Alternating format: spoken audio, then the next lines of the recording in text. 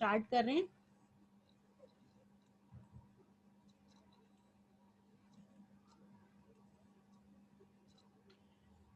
Purchasing and stock control of hospital medicine topic है हमारा आज का। परचेजिंग एंड स्टॉक कंट्रोल, जितने भी मेडिसिन या अलाइड आइटम्स जो है वो हॉस्पिटल में परचेज हो रहे हैं तो किस तरह परचेजिंग, कौन से मेथड यूज करते हैं, और गवर्नमेंट हॉस्पिटल्स में कौन से मेथड यूज हो रहे हैं, प्राइवेट हॉस्पिटल्स में, और इन्वेंट्री को किस तरह मेंटेन करते हैं, स्टोरेज किस तरह उनकी मेंटेन होती है, हमारा टॉपिक है आज का।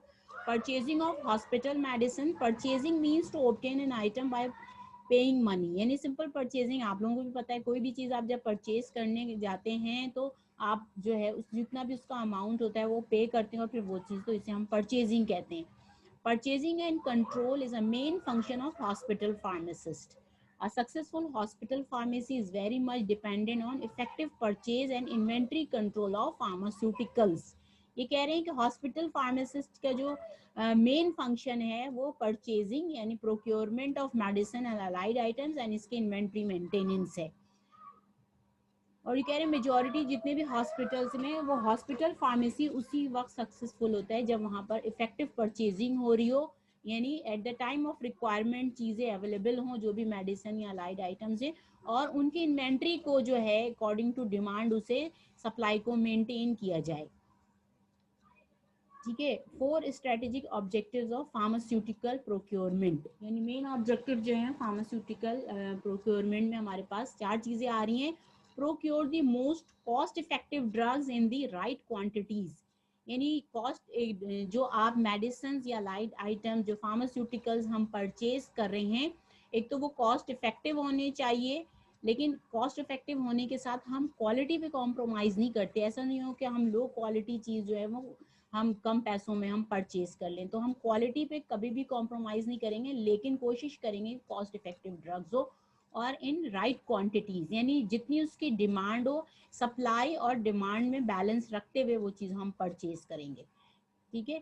Select reliable suppliers of high quality products, जो जो सप्लायर आप सेलेक्ट कर रहे हैं, जो फार्मासिस्ट सेलेक्ट कर रहा है वो रिलायबल हो, और यानी जो प्रोडक्ट्स वो जिससे हम परचेज कर रहे हैं आपको पता हो कि क्वालिटी पे वो कभी भी कॉम्प्रोमाइज़ नहीं करेगा। इंश्योर टाइमली डिलीवरी, जिस टाइम पे आपने डिलीवरी आपने मंगवाई हुई उस टाइम पे टाइमली चीज़ें वहाँ पर आपको मिल रही हो। Achieve the lowest possible total cost, यानी जितनी भी हम प्रोक्योरमेंट हम कर रहे होते हैं, परचेजिंग कर रहे होते हैं, हम कोशिश करते हैं कि बजट पर हम पॉसिबल जितना हम डिस्काउंट ले सकते हैं हम वहाँ पर बजट को मेंटेन रखें।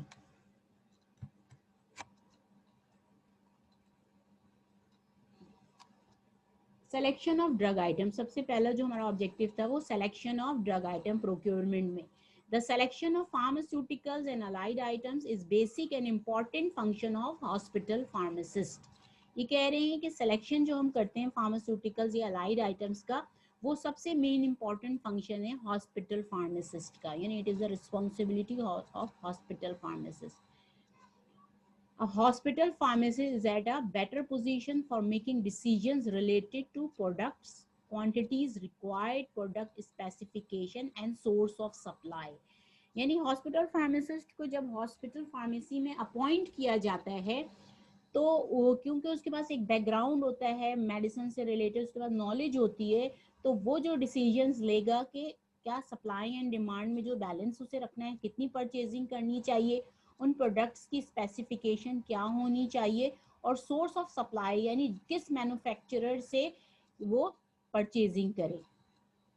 It is the pharmacist's duty to establish and maintain standards, assuring the quality, proper storage, inventory control, and rational use of pharmaceuticals. यानी ये हॉस्पिटल फार्मासिस्ट की रिस्पॉन्सिबिलिटी होती है कि वो अकॉर्डिंग टू डिमांड जो होता है जो भी मेडिसिन फार्मास्यूटिकल्स अलाइड आइटम्स जो परचेज करेगा उसके अकॉर्डिंग उसके स्टैंडर्ड्स मेंटेन करे, किस तरह क्वालिटी को मेंटेन करना है, कौन सी फार्मा से उसे या जो है मैन्युफैक्चरर से चीज़ें परचेज करनी है, इसके अलावा प्रॉपर स्टोरेज करनी किस तरह करनी है, इन्वेंट्री को किस तरह मेंटेन करना है, और सूटेबल यूज फार्मास्यूटिकल्स का, यानी एक रेशनल यूज होता है, एक रेशनल, यानी प्रॉपर फार्मास्यूटिकल्स के प्रॉपर यूज को मेंटेन करे हॉस्पिटल में।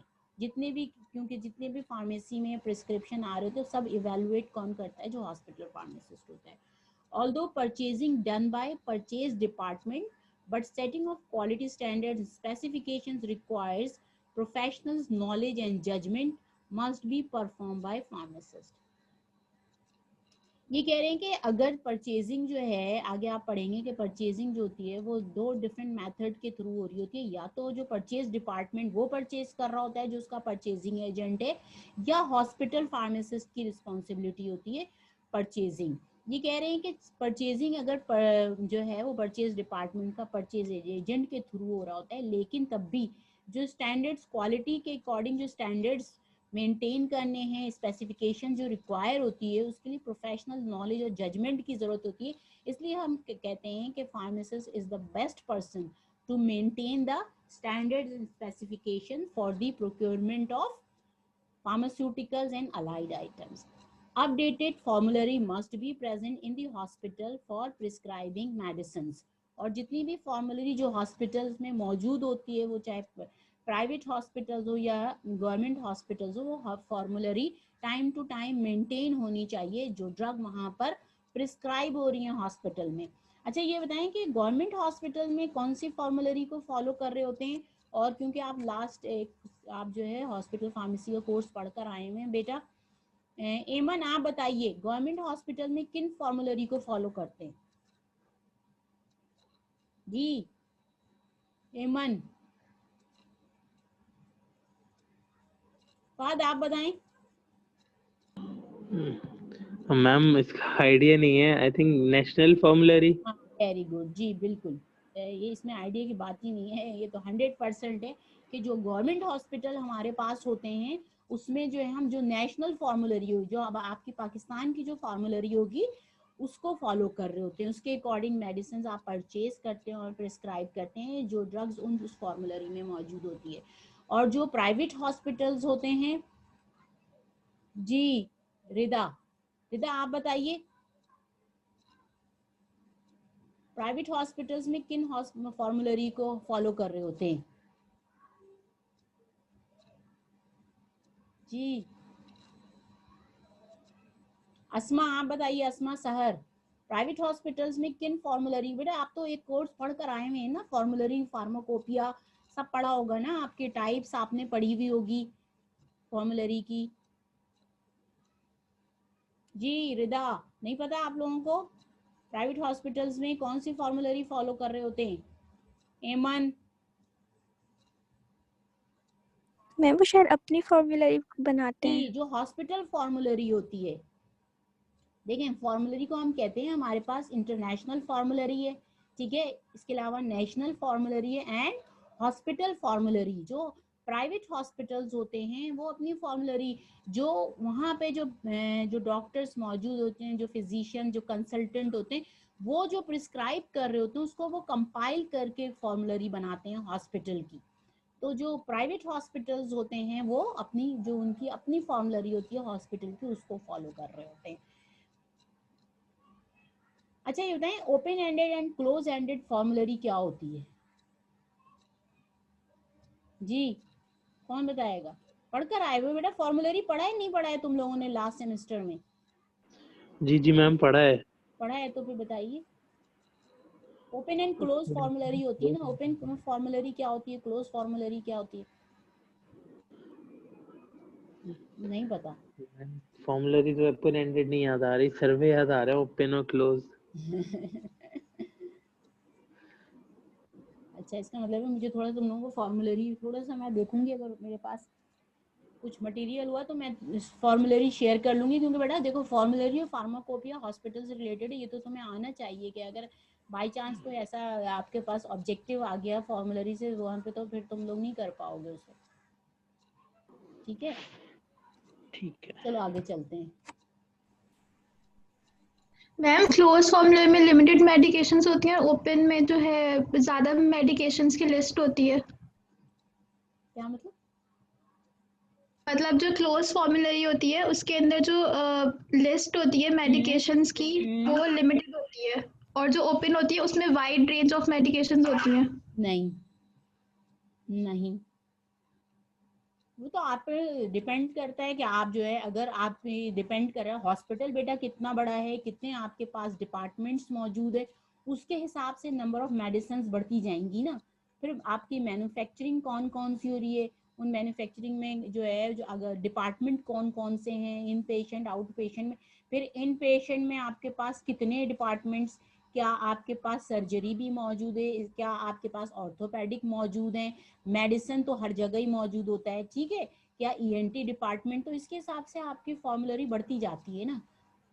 लेकिन open and close ma'am open formulary में एंडेड ये में डिफरेंस नहीं शायद, होता जी। ओपन एंडेड में शायद ma'am approved list of drugs होती हैं, कि जो ड्रग्स अप्रूव हो जाती हैं वो ओपन एंडेड में आ जाती हैं।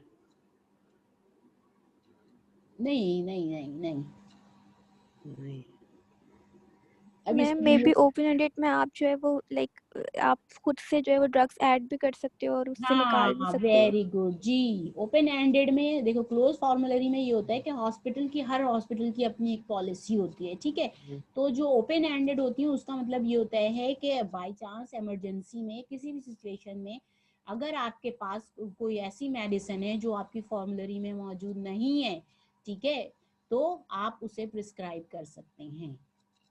और जहाँ पे क्लोज्ड फॉर्मुलरी का सिस्टम है, वहाँ पे सिर्फ जो फॉर्मुलरी में जो चीजें, जो ड्रग्स मौजूद होगी, आप वही प्रिस्क्राइब कर सकते हैं, ठीक है।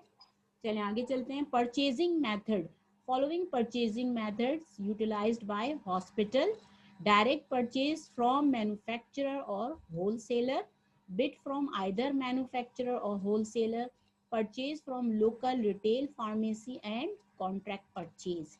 यानी ये 4 डिफरेंट मेथड्स हैं जिसके जरिए परचेजिंग हो रही होती है, चाहे हॉस्पिटल, आपके पास गवर्नमेंट हॉस्पिटल हो या आपके पास जो है वो प्राइवेट हॉस्पिटल्स हो। अब ये डिपेंड करता है कि किसको फॉलो कर रहे होते हैं।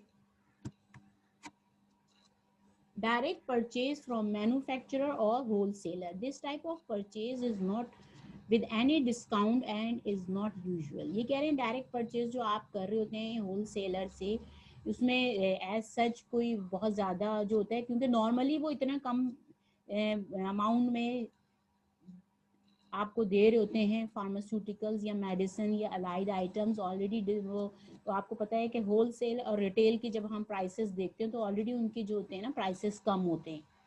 तो जो है, एक तो ये नॉर्मली इसको हम यूज़ भी नहीं कर रहे होते, और ये कह रहे हैं कि इसमें डिस्काउंट इतना नहीं होता, क्योंकि ऑलरेडी वो इतना ज़्यादा डिस्काउंट आपको पहले ही दे रहे होते हैं। सेकेंड जो है, बिड फ्रॉम मैन्युफैक्चरर और wholesale, in this type of purchase pharmacies estimate the drug turnover rate and the reputable manufacturer and wholesaler are invited to quote their price for selected items। यानी इसमें जो है, जब वो bid के through जो करते हैं, उसमें ये होता है कि बिड कोटेशन भेज रहे होते हैं। आप देखिए न्यूज़पेपर वगैरह अगर आप लोग पढ़ते हैं बेटा, न्यूज़पेपर में आपने देखा होगा कि डिफरेंट, सिर्फ बिड ये नहीं होता कि फार्मास्यूटिकल्स के लिए किसी भी कंपनी में या किसी भी जगह किस चीज़ की ज़रूरत होती है, तो वहाँ पर वो बिड कोटेशन भेज रहे होते हैं। न्यूज़पेपर्स में आप देखें टेंडर्स आए हुए होते हैं। तो इसी तरह डिफरेंट फार्मा जो होती है वो हॉस्पिटल को भेज रही होती है बिड कोटेशन। पहले तो वो रिक्वेस्ट करते हैं फार्मा, जो हॉस्पिटल होगा, फिर डिफरेंट फार्मा वाली अपनी बिड कोटेशन देते हैं, जिसके ज़रिए वो देते हैं भाई ये ड्रग्स, ये आइटम्स हम आपको इन प्राइस में देंगे। जब उनके पास डिफरेंट जो है वो मैन्युफैक्चरर या फार्मा से बिड कोटेशंस आ जाती है, फिर वो कंपेयर कर रहे होते हैं कि कहाँ पर इकोनॉमिकल पड़ेगा विद स्टैंडर्ड क्वालिटी, फिर उसको वो सेलेक्ट करते हैं। The drug purchase order is forwarded to company to comply with the lowest price but with standard quality। ये चीज़ मैंने बताया कि वो देखते हैं कि अगर आपके पास में काफ़ी कोटेशंस आई हुई हैं डिफरेंट आपके मैन्युफैक्चरर से, होलसेलर से, तो उसमें जो है वो प्राइस किसके कम है और विद स्टैंडर्ड क्वालिटी के साथ वो जो है लोएस्ट प्राइस पे, तो उसे सेलेक्ट करते हैं। तो ये होती है बिड फ्रॉम मैन्युफैक्चरर और wholesaler.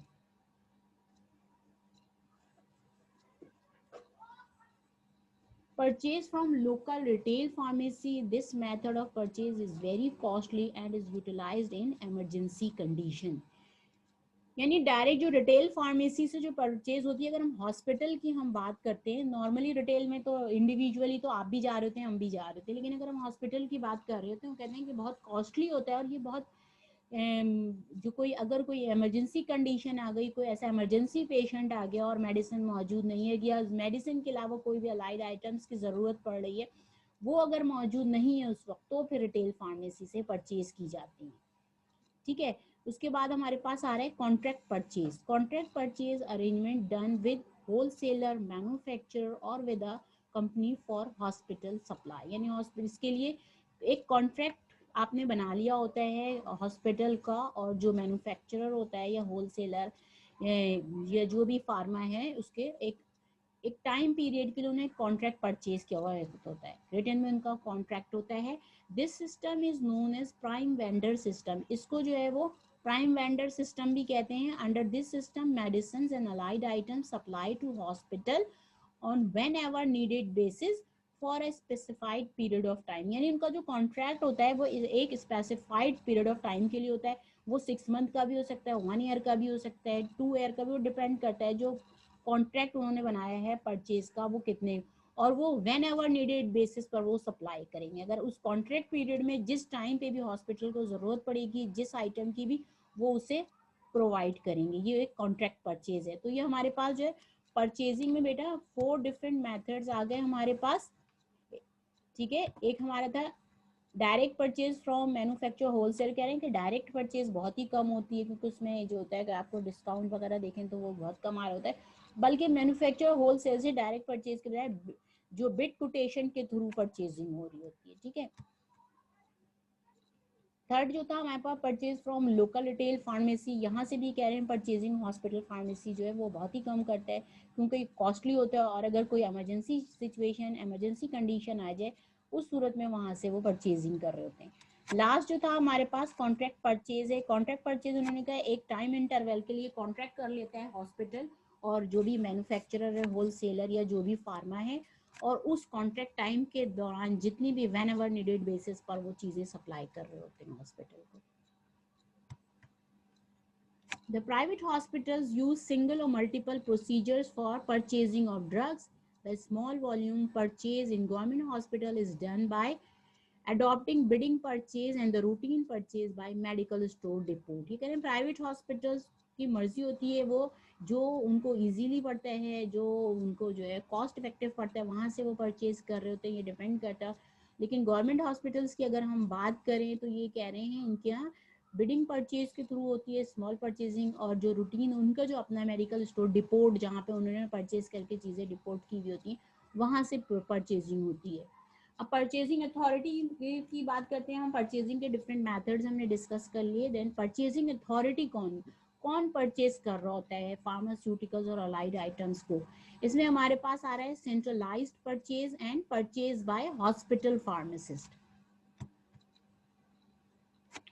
Centralized purchase, hospital material purchase department or its purchasing agent is responsible for purchase of drugs and related items. However, pharmacists provide specification both as to quality and the source of purchase। अभी पीछे भी हमने बेटा यही पढ़ लेते, पीछे slide जो थी उसमें कि सेंट्रलाइज परचेज की अगर हम बात कर रहे हैं कि अगर परचेजिंग जो है वो रिस्पॉन्सिबिलिटी है परचेज डिपार्टमेंट की, और उसका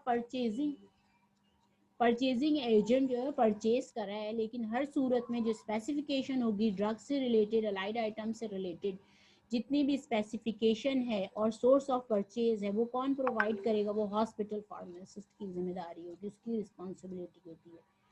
ठीक है, आगे चलते हैं हम।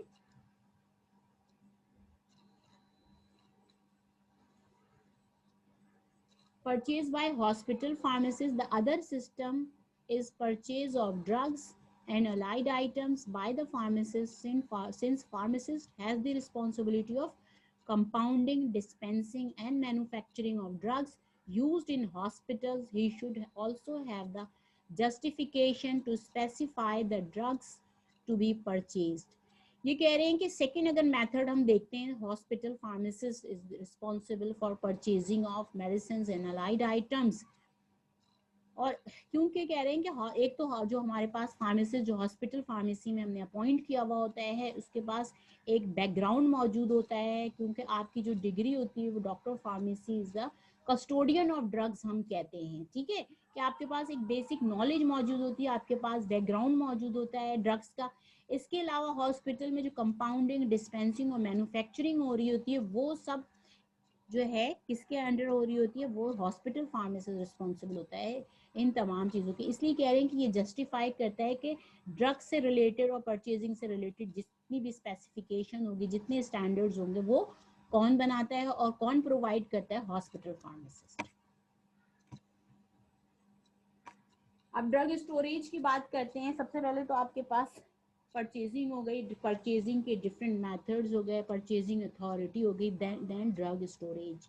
The important consideration for stocking of drugs in pharmacy are as follows. Drug storage जो करते हैं उनमें किन किन चीज़ों को हॉस्पिटल फार्मेसिस्ट देख रहा होता है? स्टेबिलिटी कंपैटिबल स्टोरेज, ठीक है, secure storage, safe storage and segregate storage.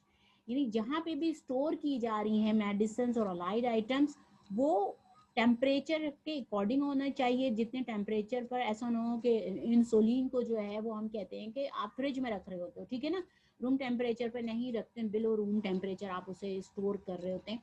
तो ऐसा ना हो वहाँ का टेम्परेचर मेंटेन ना हो, या किसी भी ड्रग की हम बात कर लें जिसमें जो है वो होता है कि आप बिलो रूम टेम्परेचर पर रखना है, तो इसके अकॉर्डिंग जितनी भी मेडिसिन वहाँ पे स्टोर हो रही है उसके अकॉर्डिंग जो होते हैं वो तमाम इन्वायरमेंटल हम कंट्रोल कर रहे होते हैं, उसे मेंटेन कर रहे होते हैं। ऐसा ना होता है वहाँ पर स्टेबिलिटी कंपैटिबिलिटी प्रॉब्लम आ जाए, ठीक है। स्टेबिलिटी टेस्टिंग जब आप कर रहे होते हो तो उसमें हम डिफरेंट चीज़ें, लाइट है, टेम्परेचर, इन तमाम चीज़ों को हम देख रहे होते हैं कि जितने भी जो ड्रग्स के जो एक्टिव हो वो कंपैटिबल हो, ठीक है।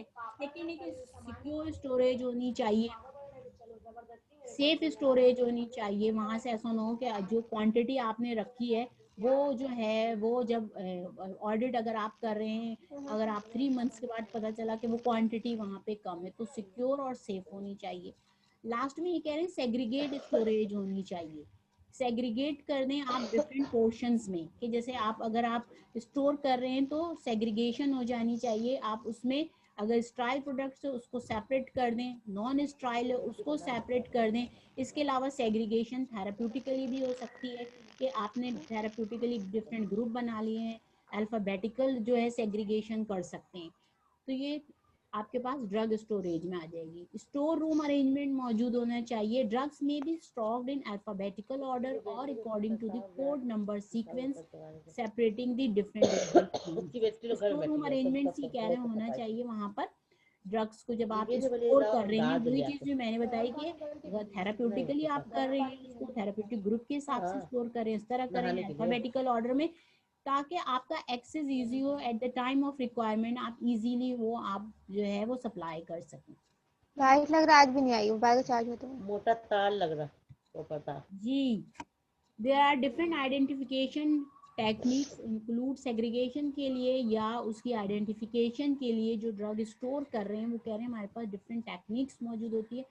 एक तो शेल्फ स्ट्रिपिंग है एंड फ्लोर मार्किंग। अगर डिफरेंट शेल्फ्स में आप कर रहे हैं तो शेल्फ को आप आइडेंटिफाई करें, और अगर फ्लोर पे कर रहे हैं, डिफरेंट फ्लोर्स बनाए हुए हैं, तो उन फ्लोर के हिसाब से स्टेंसिल्स लगा देते हैं जिसपे उस वहाँ पे जो जो ड्रग होती है उसकी तमाम इंफॉर्मेशन मौजूद होती है। यानी शेल्फ स्ट्रिपिंग ये कहने it is a technique that consist of applying a strip having identification information to the front run of the shelfs. यानी शेल्फ पे आप जो है वो स्ट्रिप लगा देंगे हर शेल्फ पर, उसके अकॉर्डिंग उस ड्रग की इंफॉर्मेशन से रिलेटेड। इसी तरह फ्लोर अगर आपने डिफरेंट फ्लोर्स पे अगर आपने किए हुए स्टोरेज, तो उन स्टोरेज जो फ्लोर्स पर है स्टेंसिल्स लगा दिए जाते हैं बड़े बड़े, जिसपे उसकी तम ड्रग की इंफॉर्मेशन मौजूद होती है जो जो वहाँ पे स्टोर होती है।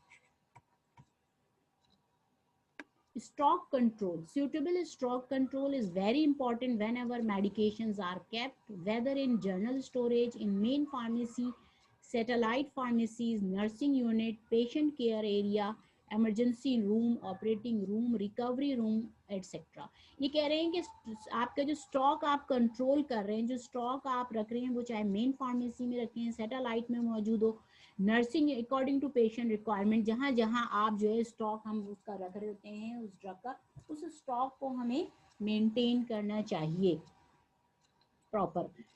Out of stock situation must be prevented and expiry date must be recorded. ये कह रहे हैं आउट ऑफ स्टॉक सिचुएशन नहीं होनी चाहिए कि ऐसा ना हो इमरजेंसी में कोई पेशेंट आ गया और आपके पास स्टॉक में वो मेडिसिन मौजूद नहीं है, और इसके लिए टाइम टू टाइम जो है वो एक्सपायरी डेट भी उसकी रिव्यू करते रहें, उसको रिकॉर्ड करते रहें।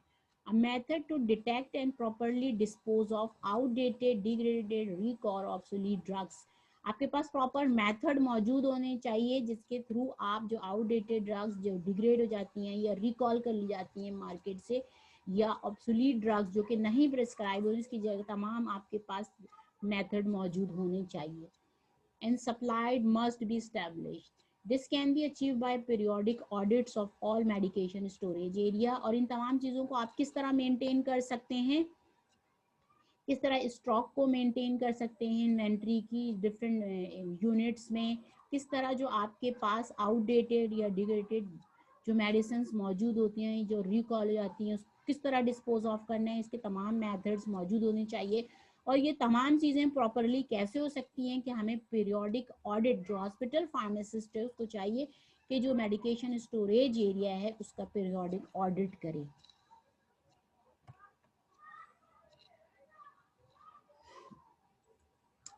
A drug recall occurs when a prescription or over-the-counter medication is removed from the market because it is found to be either defective or potentially harmful। क्या होती हैं recall drugs?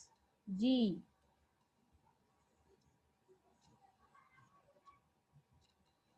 कौन बताएगा भाई, recall drugs क्या होती हैं? सना, सना आप बताइए क्या होती हैं बेटा, रिकॉल ड्रग्स क्या होती हैं? नहीं पता, फहद आप बताएं। मैम जिसको वो जो जिसके इंफॉर्मेशन मतलब मैम वो ड्रग्स जिनको हम जैसे ऐसे नहीं दे सकते बगैर प्रिस्क्रिप्शंस वगैरह के, उनको और जिनकी मतलब क्वांटिटी वगैरह अब्यूज ना हो। नहीं बेटा, रिकॉल ड्रग्स नहीं पता, आप लोग एक सेमेस्टर पढ़कर आए हैं तो पता होना चाहिए, तो बेसिक चीजें मैम मैम आप बताएं। इकरा जी, इकरा क्या होती है रिकॉल ड्रग्स? नहीं पता मैम यहाँ पे लिखा हुआ जो इन्वेंट्री कंट्रोल के लिए उसकी मैनेजमेंट के लिए यूज होती हैं वो नहीं। मैं बताऊं? बेटा आप बताइए, कौन बताएगा? मैम वो ड्रग्स जो मार्केट से रिमूव हो जाएं किसी वेरी गुड। कौन है? जी, जिसमें कोई इशू आ जाए या किसी बैच में कोई मसला आ जाए तो उसको रिकॉल कर लेते हैं। कौन बता रहा था? एमन बता रही थी। रिदा रिदा वेरी गुड, बिल्कुल सही बताया बेटा। कोई भी ड्रग मार्केट से जो उठा ली जाती है, जो रिकॉल कर ली जाती है, ठीक है, क्यों? बिकॉज ऑफ आइदर डिफेक्टिव और पोटेंशियली हार्मफुल उसके इफेक्ट्स आ रहे हैं, ठीक है। और sometime the makers of the drug will discover a problem with their drug and voluntarily recall it। sometime जो उनके जो मैन्युफैक्चरर होते हैं वो खुद रिकॉल कर लेते हैं मार्केट से, क्योंकि जब हम कहते हैं कि पोस्ट सर्विलेंस प्रोग्राम जो होता है, क्या होता है post surveillance program? Clinical trials पढ़े हुए हैं ना आप लोगों ने?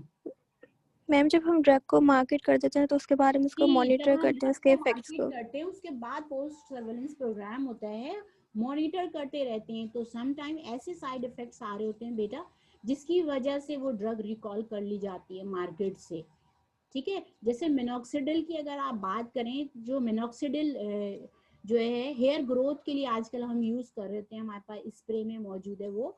तो मिनॉक्सिडिल जब स्टार्ट में आया था तो हाइपरटेंसिव पेशेंट के लिए आया था, हाइपरटेंशन के लिए आया था, ठीक है, यानी ब्लड प्रेशर लोअर करने के लिए उसे यूज कर रहे थे। लेकिन उसका साइड इफेक्ट जो आ रहा था वो हेयर ग्रोथ थी जो कि बहुत ज्यादा आ रही थी। तो उस ड्रग को क्या किया, रिकॉल कर लिया गया मार्केट से, यानी as a hypertensive drug, anti hypertensive वो नहीं आती है, वो हम फॉर हेयर ग्रोथ के लिए, हम बेल्डनेस वगैरह के लिए यूज कर रहे होते हैं। तो ये इस तरह की एग्जाम्पल होती है कि आपके पास रिकॉल कर ली जाती है ड्रग।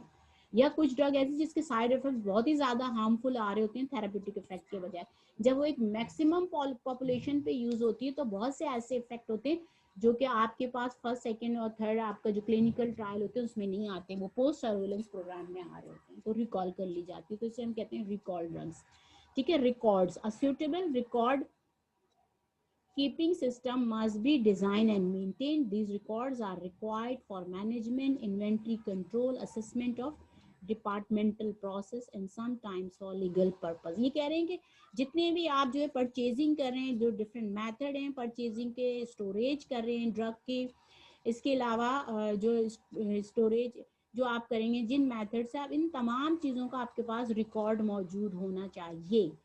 ठीक है, क्यों है वो रिकॉर्ड? आप किसी समटाइम किसी लीगल पर्पस के लिए हॉस्पिटल को जरूरत पड़ सकती है, ठीक है, या किसी डिपार्टमेंटल प्रोसेस के लिए उन रिकॉर्ड की जरूरत होती है। तो जितने भी आप वहाँ पर हॉस्पिटल में, हॉस्पिटल फार्मासिस्ट इन्वेंट्री कंट्रोल भी कर रहा है, उसकी मैनेजमेंट कर रहा है, उसकी परचेजिंग कर रहा है, प्रोक्योरमेंट, इन तमाम चीज़ों का जो रिटन रिकॉर्ड मौजूद होना चाहिए प्रॉपर।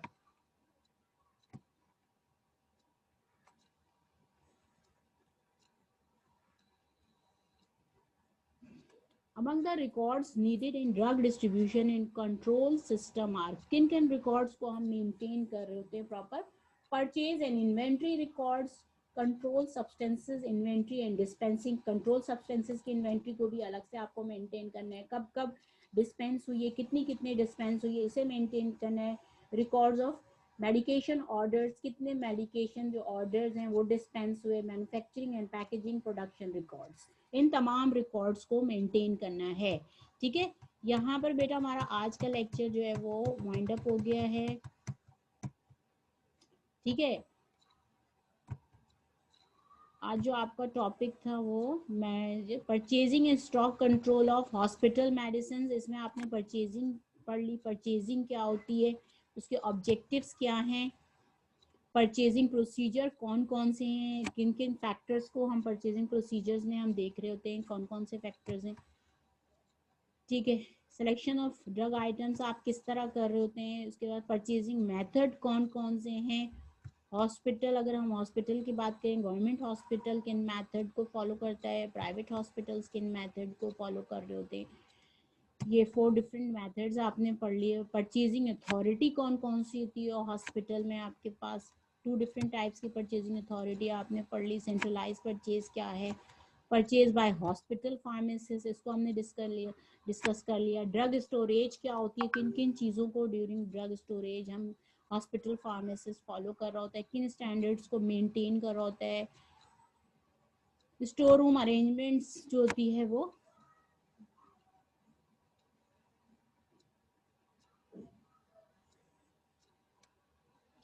फिर आइडेंटिफिकेशन टेक्निक्स क्या क्या होती हैं जो ड्रग को आप स्टोर कर रहे होते हैं। ठीक है, इसमें शेल्फ स्ट्रिपिंग क्या होती है, फ्लोर मार्किंग क्या होती है, इसको हमने पढ़ लिया। स्टॉक कंट्रोल क्या होता है, किस तरह स्टॉक कंट्रोल को आप मेंटेन करेंगे, कहीं भी वो स्टॉक हो रहा हो, मेन फार्मेसी हो, सैटेलाइट फार्मेसी हो, नर्सिंग एरिया हो, जो भी है, किन किन चीज़ों के रिकॉर्ड मेंटेन करना है। ठीक है, यहाँ पर हमारा आज का जो है लेक्चर वाइंड अप हो गया। अगर कुछ पूछना है तो पूछ लो। इंशाल्लाह सैटरडे को मैं क्विज अपलोड करूंगी बेटा आप लोगों का 12 बजे तक। मैम क्विज एमसीक्यू बेस्ड होगा? हाँ, एमसीक्यूज हो सकता है, फिल द ब्लैंक्स, मतलब चाहे फिल द ब्लैंक्स भी हो तो उसमें एमसी आपके पास ऑप्शंस तो दिए हुए होंगे ना, ABCD। ओके, ठीक है, मतलब शॉर्ट क्वेश्चंस नहीं होंगे आपके पास, टोटल एमसीक्यूज होंगे। इसमें चॉइस दी हुई होगी, आपको चॉइस करनी हो, फिर दी ब्लैंक्स की कल में भी हो सकता है, नॉर्मल क्वेश्चन की इसमें भी हो सकता है। कुछ एमसीक्यूज मेरे पास हैं, वो मैं शेयर कर लूँगी आप लोगों के साथ मॉर्निंग इवनिंग के साथ। ठीक है, इसके अलावा आप लोग फर्स्ट और सेकेंड चैप्टर जो है ना वो अच्छी तरीके से बेटा पढ़ लीजिएगा, और थर्ड भी उसमें इंक्लूड हो जाएगा क्योंकि स्टाइल मैन्युफैक्चरिंग में तमाम चीज़ें आ जाती हैं। ठीक है, अच्छा हो जाएगा इंशाल्लाह। हॉस्पिटल आपका पूरा, हालांकि कोई बहुत मुश्किल कोर्स है, बहुत आसान कोर्स है, और एक ऑलरेडी आपके पास एक बैकग्राउंड मौजूद है। अच्छा बेटा, मैं ये कहूँगी कि जब अभी तो चलें, अभी आप फर्स्ट सेकंड और जो भी चैप्टर है वो अभी आप क्विज में, लेकिन जो आपका फाइनल एग्जाम होगा उसके लिए आप कोशिश करें जो बेसिक नॉलेज है ना हॉस्पिटल की, वो भी आपके पास होनी चाहिए। वैसे तो मैंने स्टार्ट में आप लोगों को हॉस्पिटल फार्मेसी क्या है, हॉस्पिटल फार्मासिस्ट की क्या रिस्पॉन्सिबिलिटीज होती हैं, फॉर्मूलरी क्या होती है, कितने टाइप्स की फॉर्मूलरी होती है, किस तरह मेंटेन करते हैं फॉर्मूलरी को, फार्माकोपिया क्या है, क्यों यूज करते हैं हम फार्माकोपिया, तो ये तमाम जो बेसिक चीजें हैं ना बेटा, ये आपको पता होनी चाहिए। इन पेशेंट क्या है, आउट पेशेंट क्या है, इन पेशेंट डिस्पेंसिंग क्या है, आउट पेशेंट डिस्पेंसिंग क्या है, ये सब तो आप फर्स्ट सेमेस्टर में पढ़ कर आए होंगे ना। नहीं, अगर कोई ऐसे टॉपिक है जो कि तुम लोग चाह रहे हो कि जो इसमें नहीं है, कोर्स में नहीं दिया हुआ है, और आपके फर्स्ट सेमेस्टर में था और नहीं कुछ अगर आपको समझ में आए, तो आप वो भी मुझसे डिस्कस कर सकते हैं। उसको भी मैं जो ना एक लेक्चर में आप लोगों को वहां पे मैं डिस्कस कर लूँगी। ठीक है, कुछ पूछना है तो पूछ लो, वरना मैं वाइंड अप कर रही हूँ। जी, कुछ पूछना है? जी फोर्थ ईयर, नो मैम। ठीक है, चलें, अल्लाह हाफिज।